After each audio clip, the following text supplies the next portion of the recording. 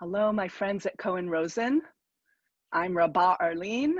I haven't seen many of you in so long, and there's some of you I've probably never met yet, but I've been thinking about you a lot. So I wanted to share some stories and some songs as we enter into this new year with Rosh Hashanah and Yom Kippur, and then Sukkot. And we'll even blow shofar at the end. So I'll start with a song. Ma tovu ohalecha Yaakov mishkenotecha Yisrael. Ma tovu ohalecha Yaakov mishkenotecha Yisrael. How good it is that we all dwell together in unity. So the first story that I'm going to tell you is called Lunch with God, seeing the divine, seeing what's holy in everyone. And I learned it from my friend, Rabbi Mark Novak, who is a storyteller. Once there was a little girl, and she wanted to meet God. She knew it was a long trip to where God was, to where God lived. So she packed a suitcase full of everything that was important, chocolate chip cookies and root beer. And she started her journey. When she had gone about 3 blocks or so from her home, she saw an old woman sitting on a bench in the park, just kind of staring blankly at some pigeons. So the girl sat down next to her on the bench and opened her suitcase. She was about to take a drink of her root beer when she noticed that the old woman looked hungry. So the girl offered her a cookie. The old woman gratefully accepted it and smiled at the girl. Her smile was so beautiful, so pleasant, that the girl wanted to see it again. So now she offered the old woman some root beer. And again, the old woman smiled at her. The girl was delighted. She was so happy. And so it was. They sat there all afternoon, eating and smiling and eating, and they never even said a word to each other. As it grew dark, the girl realized how late it was, and she got up to leave. She had to go home. But before she had gone more than a few steps, she turned around and ran back to the old woman and gave her the biggest hug. And the old woman gave her the biggest, most beautiful smile the little girl had ever seen. Filled with the warmth of that smile, the girl ran home and a short time later opened the door to her house. Her mother welcomed her home, surprised by the look of joy, the look of happiness on the girl's face. She asked, "What did you do today that made you so happy?" And the girl replied, "I had lunch with God." And before her mother could respond, the girl added, "And you know what? God's got the most beautiful smile I've ever seen."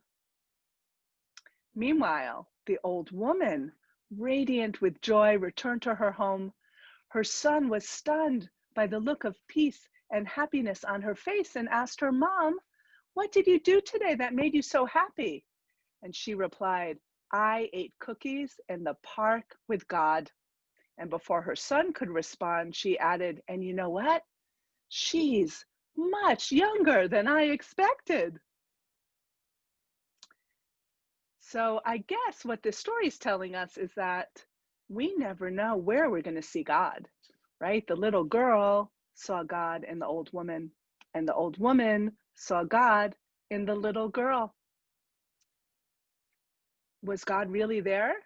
I think so. I think God is inside each of us, and we just have to open our eyes and maybe share some cookies and some root beer and really look, and we can see what's holy in each of us. Another song of community. Hine ma tovu manayim shevet achim gam yachad. Hine ma tovu manayim שבת אחים גם יחד. הנה מה טוב, שבת אחים גם יחד. הנה מה טוב, שבת אחים גם יחד. הנה מה טוב ומה נעים, שבת אחים גם יחד. Another song that reminds us how sweet and pleasant it is for brothers and sisters to sit together in peace and in happiness. This next story I also learned from my friend, Rabbi Mark Novak, who's the storyteller, and it's about an apple tree in a forest surrounded by oak trees. In a great oak forest, where the trees grew tall and majestic, there was a little apple tree. It was the only apple tree in the forest, and it stood alone. Winter came. As the snow fell to the forest floor, it covered the branches of the little apple tree. The forest was quiet and peaceful. One night, the little apple tree looked up in the sky and saw a beautiful sight. Between the branches of the trees, the little apple tree saw the stars in the sky, which appeared to be hanging down off the branches of the oak tree.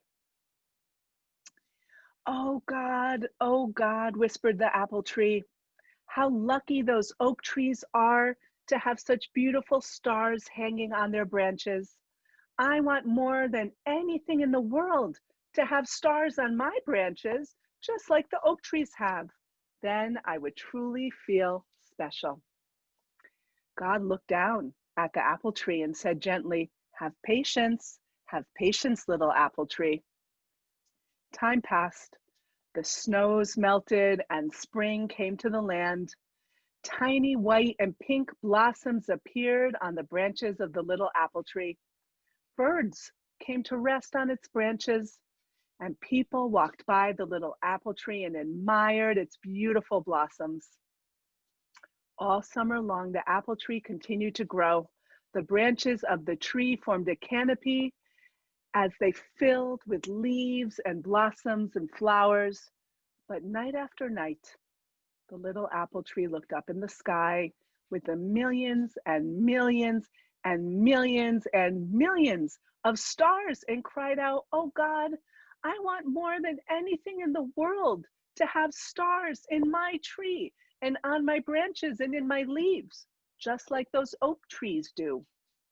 And God looked down at the little apple tree and said, you already have gifts. Isn't it enough that you can offer shade to people and beautiful smelling blossoms, flowers, and branches for birds to nest on so they can sing their song? Isn't that enough? The apple tree sighed and answered simply, dear God, I didn't mean to sound ungrateful, but this is not special enough. I do appreciate how much pleasure I give to others, but what I really want more than anything in the world is to have stars, not blossoms on my branches. Then I would feel truly special. God smiled and answered, be patient, little apple tree. The seasons changed again. Soon the apple tree was filled with many beautiful apples. People walked in the forest, and whoever saw the apple tree would reach up to pick an apple and eat it. And still, when night came to the forest, the apple tree would look at the stars in the oak trees and call out, oh God, I want more than anything in the world to have stars in my branches. Then I would feel truly special. And God asked, but apple tree, isn't it enough that you now have beautiful apples to offer people and they love to eat them? Does that satisfy you? Does that give you enough pleasure and make you feel special? Without saying a word, the apple tree answered by shaking its branches from side to side. At that moment, God caused a wind to blow. The great oak trees began to sway, and the apple tree began to shake, From the top of the apple tree, an apple fell, and when it hit the ground, it split open in half. Look, God commanded. Look inside yourself. Look inside that apple. What do you see? So the little apple tree looked down and saw that right in the middle of the apple was a star. Have you seen that? Have you ever looked in the middle of an apple and see how the seeds make a star? Maybe next time you have an apple, you can look. So the apple tree looked and saw the star and answered, "A star, I have a star." And God laughed a gentle laugh and added, "So you do have stars on your branches. They've been there all along. You just didn't know it." Doesn't that often happen to us? There's something that we have right in front of us and we don't even recognize it. Maybe we're lonely and we want a friend, but we forget to look at the people who are sitting next to us. Or maybe we're like the apple tree who wanted stars in her branches, and she had them all along, right inside the apples. The next story I'm going to tell you is called Adam and Eve's First Sunset. And it's based on a midrash, a story that the rabbis tell in the Talmud. And in it, they write, when the sun sank at the end of the Shabbat, darkness began to set in. And Adam was so scared. So what did God do for Adam? God caused him to find two flints, two stones that if you bang them together, they make fire. And he struck them, he banged them against each other, and light came forth. And Adam uttered a blessing over it. So here's the story. The sun was sinking beneath the clouds, falling behind the mountains, going down below the eagle's nests, and the sky became darker and the air became colder. Perhaps the sun is tired, thought Adam. You may rest on my shoulders, he told the sun. Perhaps the sun is just sad, thought Eve. I will sing you a song, she told the sun. Adam was certain he could bring the sun back. Eve was sure she could convince the sun to return, but the sun kept sinking lower and lower and lower into the sky. The light of the day was fading away. Adam and Eve turned their faces to the sky and they yelled at the sun, God said we were the ones in charge. You have to listen to us. But their words didn't matter. The sun kept sinking farther and farther in the sky. Adam and Eve folded their arms across their chests. It's your fault the sun is leaving, Adam blamed Eve. You don't care about the sun. You're just always sitting there in the shade. And Eve accused Adam. You always take the sun for granted. I have never, ever heard you say, thank you, sun. While they argued, the sun kept sliding down into the sky. Down, down, down it went until its red-orange glow faded into the west. Eve turned to Adam. Without the sun, the plants can't grow. Please do something to bring the sun back, or else I will die, she pleaded. Adam turned to Eve. Without the sun, the animals won't find food. Say something to make the sun return, or the world will end, he cried. But the sun didn't listen to the first man, Adam, or to the first woman, Eve. If the sun won't listen to us, maybe God will hear us, Eve said. After all, said Adam, God created the sun. So Adam and Eve sat down beneath the trees in the Garden of Eden. And as the sky turned to midnight, their eyes began to feel heavy. They got sleepy. Together, they whispered a prayer. God, creator of the great light, do not let your world grow dim. Don't let your world grow dark. Help us bring back the sun. Make it morning again. Adam and Eve looked down at the ground and they noticed dried brown branches and black, smooth rocks. Adam took one rock and Eve took another rock, and they began to rub the rocks together. They did this for a long time, and finally sparks lit the branches at their feet. So the sparks, the fire jumped from the rocks down to the branches that were on the ground.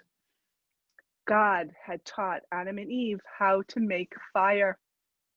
The fire warmed the cold night, but the fire didn't help the plants grow, and it didn't last very long.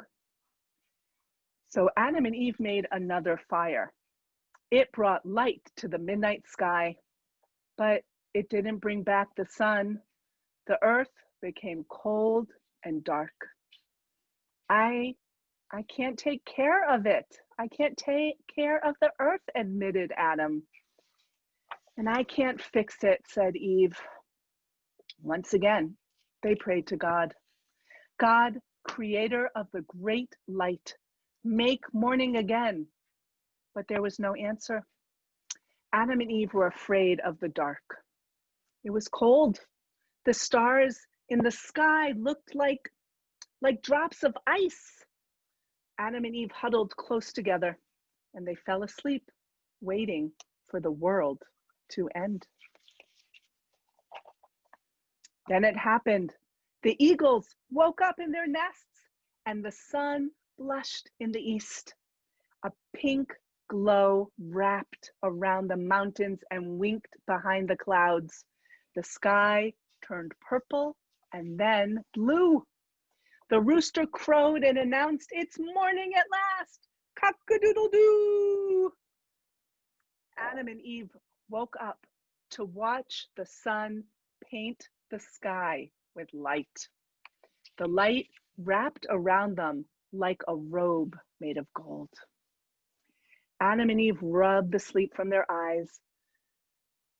They learned that the setting sun was not the end of the world. It was only the coming of the night.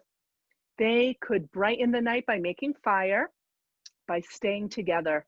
And now it was the beginning of a new day. They thanked God for the morning sun and the rooster's call. They thanked God for creating the day and for creating the night, for the light and the dark. And every day when the wings of the morning lifted the sun in the sky, the first man, Adam, and the first woman, Eve, blessed the sky. And every evening when the sun went down, they blessed the night as well. Isn't this a wonderful story? It was written by a friend of mine, Rabbi Sandy Sasso, and she got it, as I said in the beginning, from the Talmud. So now I'm going to sing a song of praise because Adam and Eve were so happy and thanked God after they realized that the world wouldn't end when it gets dark at night, but the sun would rise again the next day.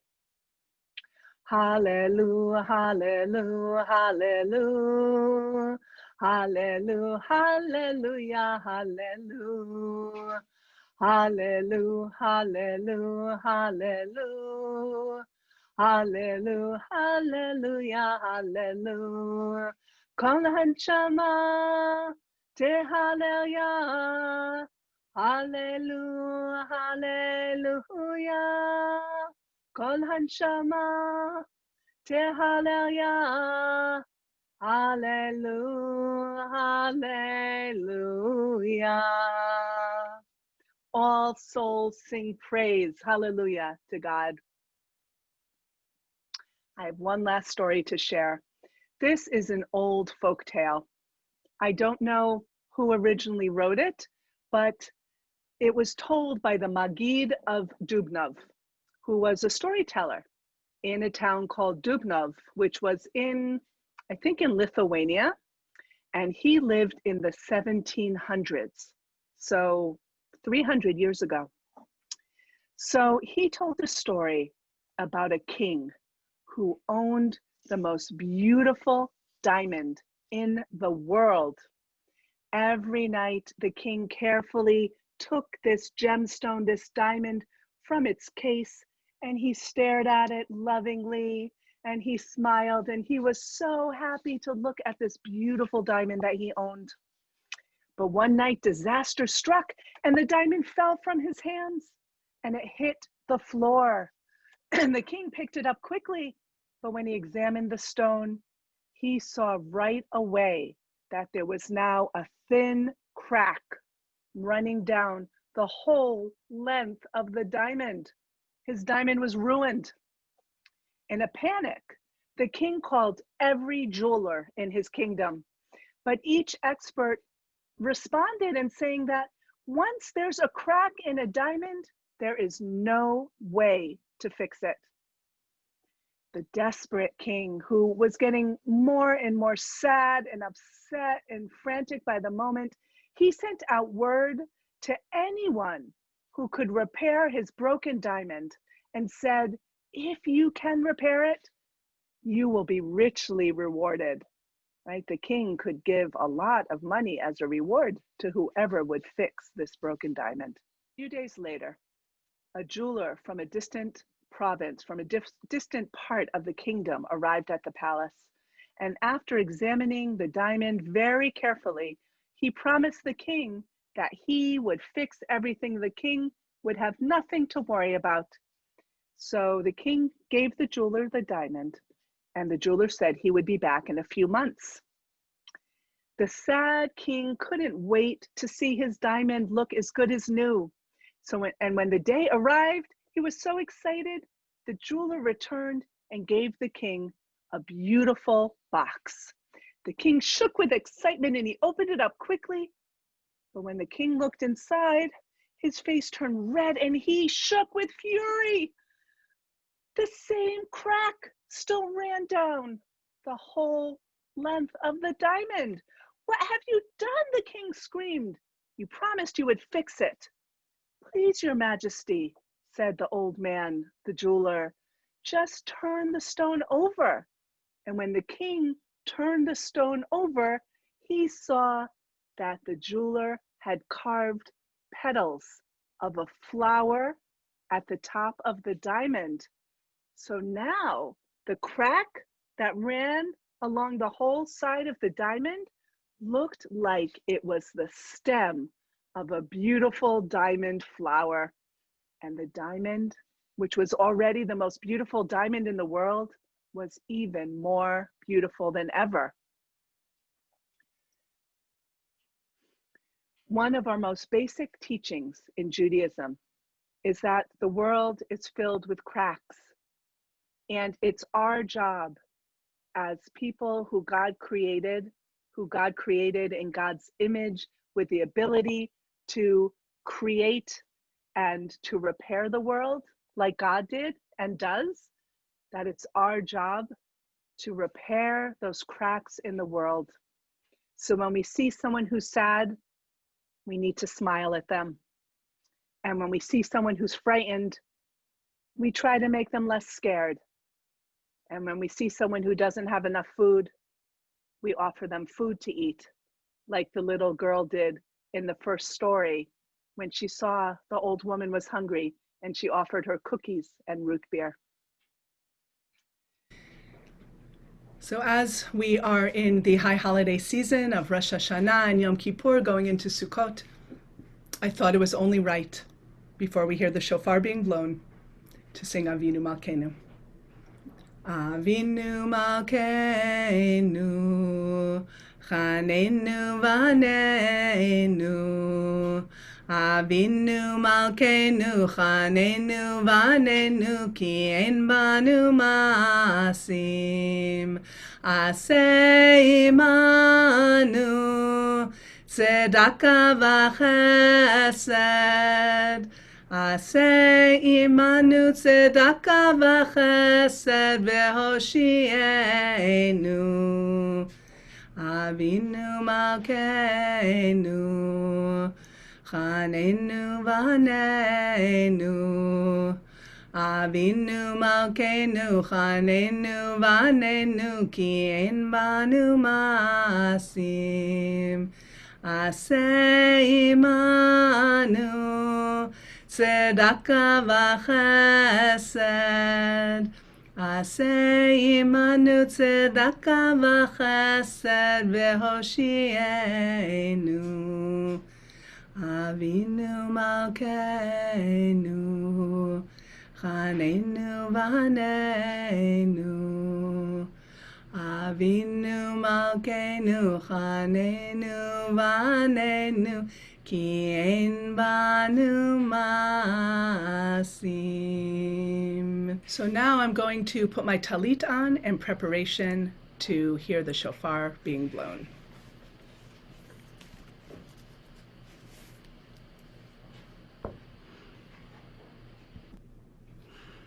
So as we end our time together, I want to introduce my husband, Warren, and he is going to blow shofar for us. And I put my talit on because I felt like I wanted to be very formal as I hear the shofar. Whenever you're ready. Tekiah,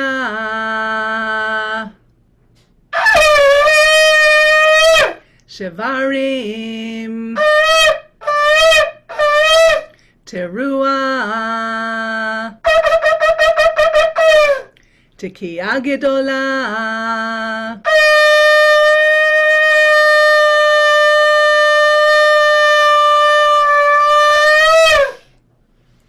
Yasher Koach. Yeah. We would like to wish everyone a Shana Tova, Shana Tova. a year filled with love and health and happiness and friendship. Be well. Shana Tova.